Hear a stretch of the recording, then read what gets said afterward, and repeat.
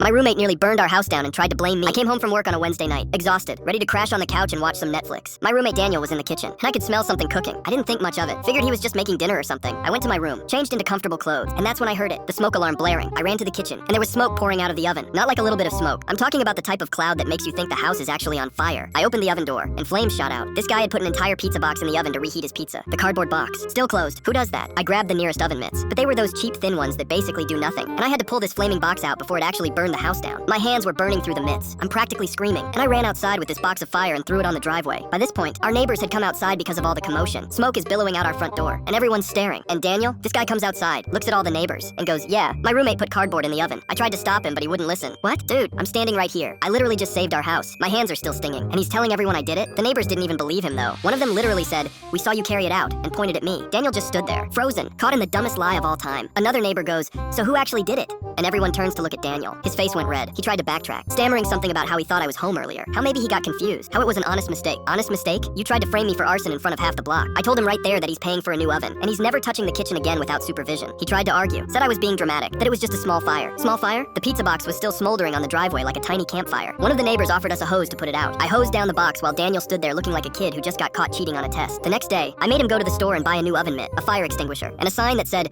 "No cardboard in oven," that I taped above the stove. He's been eating microwave meals ever since, and every time he walks into the kitchen, I just stare at him until he leaves. I'm never letting him be independent again.